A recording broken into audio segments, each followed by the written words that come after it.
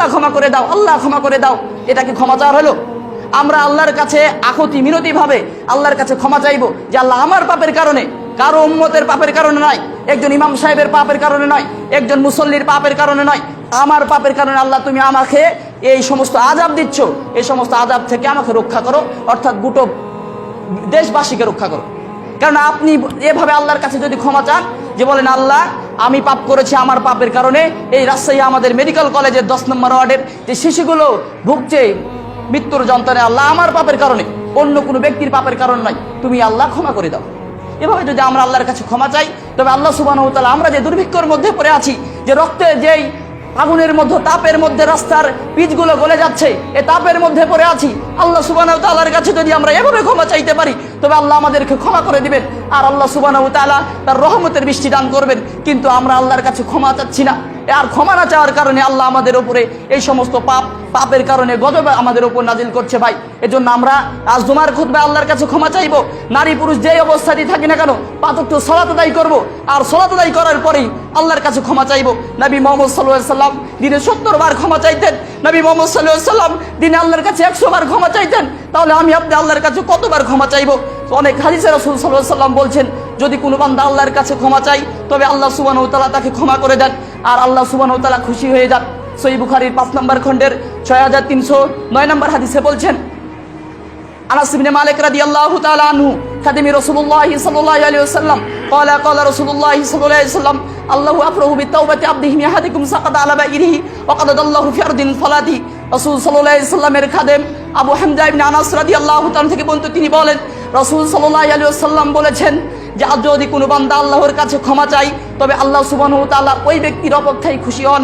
যদি কোনো ব্যক্তি মরুভূমি বানতে গেছে, অতঃপর তার বাহনের উপরে খাদ্যদ্রব্য আছে, বাহনটি হারিয়ে যায়, পুনরায় ফিরে পেলে যেমন খুশি হয়, আল্লাহর নিকটে বান্দা তওবা করলে আল্লাহ তার চাইতেও বেশি খুশি হন। তাহলে আল্লাহর কাছে যদি কোনো বান্দা তওবা করে, তবে আল্লাহ খুশি হন।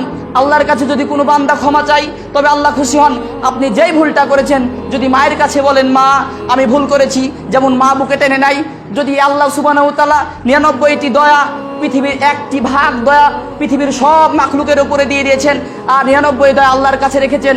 যদি আপনি আল্লাহর কাছে এভাবে ক্ষমা চান, তবে আল্লাহ আপনাকে আমাকে ক্ষমা করে দিবেন ইনশাআল্লাহ, আর আল্লাহ সুবহানাহু ওয়া তাআলা ক্ষমা করে দিয়ে রহমতের বৃষ্টি বর্ষণ করবেন ইনশাআল্লাহ। তাই আমাদেরকে আল্লাহর কাছে ক্ষমা চাওয়া, যদি কেউ ক্ষমা চাই তবে আল্লাহ খুশি হন। রাসূল সাল্লাল্লাহু আলাইহি ওয়াসাল্লাম বলছেন, সহিহ মুসলিম খণ্ড নাম্বার 6 হাদিস নাম্বার 6853 নম্বর হাদিসে বলছেন, মুসলিমের একই বর্ণনায় আছে, যখন কোনো ব্যক্তি মরুভূমি বানতে গেছে অথবা জঙ্গলে গেছে, তার বাহনের উপর খাদ্যদ্রব্য সবকিছু আছে, বাহনটি হঠাৎ করে তার হাতের নাগাল থেকে ছুটে পালিয়ে যায়। সে বহু খোঁজাখুঁজি করার পরে নিরাশ হয়ে একটি বৃক্ষের নিচে ঘুমিয়ে পড়ে। ঘুম থেকে জাগ্রত হয়ে দেখে যে বাহনটি তার হাতের নাগালে দাঁড়িয়ে আছে। সে খফ করে তার লাগাম ধরে খুশির চোটে বলতে থাকে, আল্লাহুম্মা আনতা রাব্বি, আল্লাহুম্মা আনতা আবদি, হে আমার প্রতিপালক তুমি আমার দাস, ওয়া আনা রব্বুকা, এবং আমি আপনার প্রতিপালক। নবী মুহাম্মদ সাল্লাল্লাহু আলাইহি ওয়াসাল্লাম বলছেন, সে যেমন সীমাহীন খুশির কারণে ভুল করে ফেলেছে, আল্লাহর নিকটে কোনো বান্দা এভাবে তওবা করলে আল্লাহ তার চাইতেও খুশি হয়ে যান। তাহলে ওই বান্দা আল্লাহকে বলছেন, আল্লাহ তুমি আমার দাস আর আমি তোমার প্রতিপালক। তাহলে যদি কোনো বান্দা আল্লাহর কাছে এভাবে তওবা করে ক্ষমা চাই, তাহলে আল্লাহ তার চাইতেও বেশি খুশি হয়ে যান। তাই আমাদের উচিত আল্লাহর কাছে ক্ষমা চাওয়া।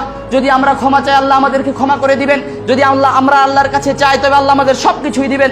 আল্লাহর নবী মুহাম্মদ সাল্লাল্লাহু আলাইহি ওয়াসাল্লাম বলছেন, আল্লাহ সুবহানাহু ওয়া তাআলা দিনের পাপ রাত্রে, রাত্রের পাপ দিনে, এভাবে সব পাপ ক্ষমা করে দেন, সব পাপ আল্লাহ ক্ষমা করে দেন। সহিহ মুসলিমের 6 নম্বর খণ্ডের 6882 নম্বর হাদিসে উল্লেখ করা আছে, আবু মুসা আশআরী রাদিয়াল্লাহু তাআলা আনহু থেকে তিনি বলেন, আনি নবী সাল্লাল্লাহু আলাইহি ওয়াসাল্লাম ক্বালা ইন্নাল্লাহা তাআলা ইয়াবসুতু ইয়াদাহু বিল-লাইল লিয়াতুবু মুসিউন নাহার ওয়া ইয়াবসুতু ইয়াদাহু বিন-নাহারি লিয়াতুবু মুসিউল লাইল হাত্তা তাতলুয়া শামসু মিন মাগরিবিহা।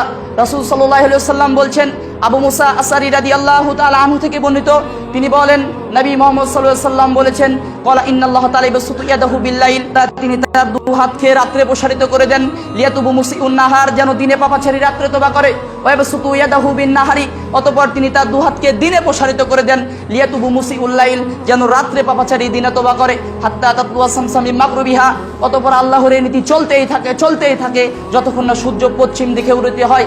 তাহলে আল্লাহ সুবহানাহু ওয়া তাআলা আমাদের দিনের পাপ রাতে, রাত্রের পাপ দিনে, এভাবে সব পাপ ক্ষমা করে দেন। কোন পর্যন্ত? যতক্ষণ না সূর্য পশ্চিম দিকে উদিত হয়। তাহলে আমাদের আল্লাহ সুযোগ দিয়েছেন আল্লাহর কাছে ক্ষমা চাওয়া। কুরআন আল্লাহ বলছেন সূরা ফাতির 35 নম্বর সূরা 37 নম্বর আয়াতে আল্লাহ বলছেন যে তোমরা, আল্লাহ সুবহানাহু ওয়া তাআলা তোমাদেরকে যে হায়াত দিয়েছেন, এই হায়াত তোমরা কি করো? কাজে লাগাও। যে হায়াত আমাদেরকে দিয়েছেন অল্প কিছুদিনের জন্য, এই হায়াতগুলো আল্লাহর কাছে কাজে লাগাও। কিন্তু আজ আমরা আদম সন্তানরা সালাত আদায় না করার কারণে আমাদের ওপরে এই সমস্ত পাপের আল্লাহ সুবহানাহু ওয়া তাআলা গজব নাজিল করছেন। সালাত আদায় করলেও সালাত ঠিকভাবে আদায় করি না, সালাত আদায় করলেও 1 ওয়াক্ত পড়ি আর 4 ওয়াক্ত পড়ি না, সালাত আদায় করলেও 4 ওয়াক্ত পড়ি, ফজরের সালাত আদায় করি না, সালাত আদায় করলেও এশার সালাতটা আদায় করি না, বিভিন্নভাবে আমরা সালাত আদায় করি না। তাই আমাদের উচিত ভাই প্রত্যক্ষ সালাত আদায় করা এবং আল্লাহর কাছে ক্ষমা চাওয়া। কেননা নবী মুহাম্মদ সাল্লাল্লাহু আলাইহি সাল্লাম বলছেন দিনের পাপ রাতে এবং রাত্রের পাপ দিনে ক্ষমা করে দেন। সহিহ বুখারী খণ্ড নম্বর 1 হাদিস নম্বর 1145 আবু হুরায়রা রাদিয়াল্লাহু তাআলা আনহু থেকে তিনি বলেন আন্না রাসূলুল্লাহ সাল্লাল্লাহু আলাইহি ওয়াসাল্লাম ক্বালা ইনজুলু রাব্বুনা তাবারাকা ওয়া তাআলা কুল্লা লাইলাতিন ইলা সামিআদ দুনিয়া হিনা ইয়াবকু সুলুসুল লাইলি ওয়াল আখিরা কুলু মান ইয়াদউনি ফাআস্তাজিবা লাহু মান ইয়াসআলুনি ফাউতিয়াহু মান ইস্তাগফিরুনি ফায়াগফিরাহু। আবু হুরায়রা রাদিয়াল্লাহু তাআলা আনহু থেকে তিনি বলছেন নবী মুহাম্মদ সাল্লাল্লাহু আলাইহি ওয়াসাল্লাম বলেছেন আল্লাহ সুবহানাহু ওয়া তাআলা প্রতিদিন রাত্রের শেষ আকাশে নেমে আসেন, রাত্রের তৃতীয় অংশে শেষ আকাশে নেমে আসেন আর তিনি এভাবে ডাকতে থাকেন মান ইয়াদউনি ফাআস্তাজিবা লাহু, কে আমাকে ডাকছো আমি তার ডাকে সাড়া দিব, মান ইয়াসআলুনি ফাউতিয়াহু, কে আমার কাছে সাহায্য চাইছো আমি তাকে আল্লাহ সাহায্য করব, মান ইস্তাগফিরুনি ফায়াগফিরাহু, কে আমার কাছে ক্ষমা চাচ্ছো আমি আল্লাহ তোমাকে ক্ষমা করে দেব।